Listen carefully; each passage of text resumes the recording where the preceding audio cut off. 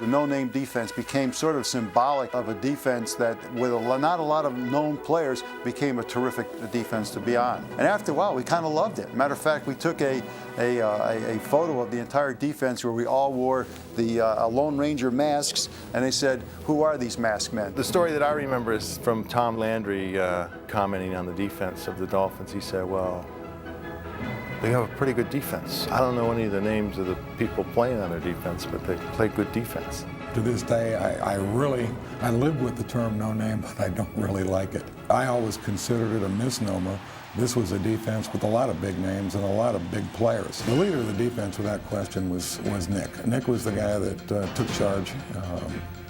Typical attorney. I was 5'11", looking up into the masks of 6'5" guys, but not one of them ever said anything back to me. Nick, although he wasn't big or he wasn't strong by today's standards of being a linebacker, Nick brought so many other things that were very important to us. I think if we'd have lost Nick Bouniconti, that it would have been tough to keep it together the way that we kept it together. But it was defensive coordinator Bill Arnsparger who built it. Arnsparger brought in a defense that was popular in the college game. The 3-4 defense, which Miami called the 53. They call it the 53 defense, not because it had anything to do with the alignment. That was Bob Matheson's number. So it was very easy to remember. When I said 53, all we had to do was look at Bob Matheson as he came into the lineup.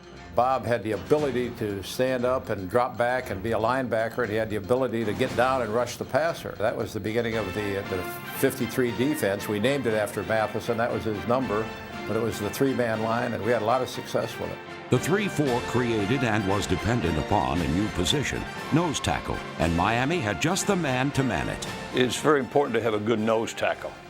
And Manny Fernandez was not a big player, but he was strong, active, and he had the ability to control the center and to work laterally along the line of scrimmage. Manny Fernandez, without his glasses, couldn't see 1 foot in front of him, which was wonderful. All he looked at was the football in the guy. He was quick, he was strong, he was smart.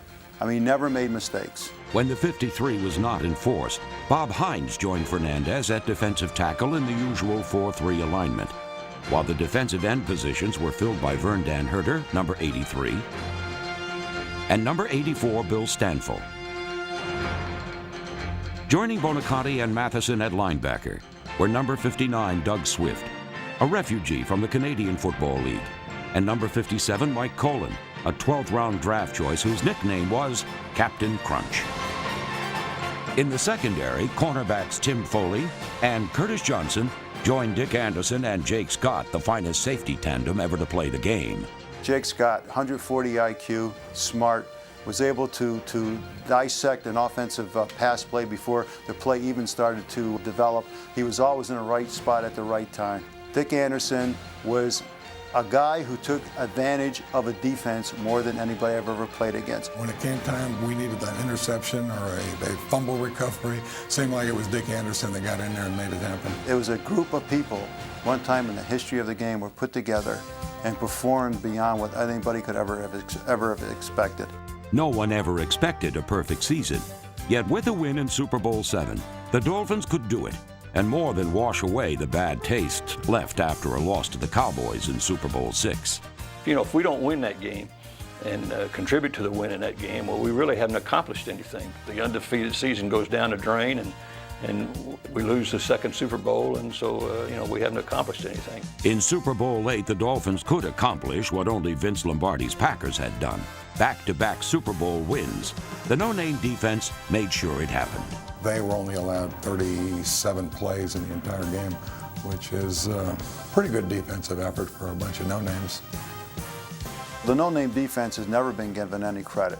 I mean, it's absolutely ludicrous. It's insulting to me to even think that these great players are not even considered to go into the Hall of Fame. I think it's an affront to our ball club, and that's one of the big disappointments I have in football, and not having any of my teammates in the Hall of Fame. One of the things that probably is more upsetting to me now than anything else is that there isn't anybody from that no-name defense, the defense that helped us win 2 Super Bowls, in the Hall of Fame. They were a bunch of no-names in the beginning, and they accepted that, but it also was a challenge a little bit to them to work together and help accomplish something. They were just a remarkable group of guys who knew what the objective was, knew what the goal was, set out to achieve it, and then accomplished it.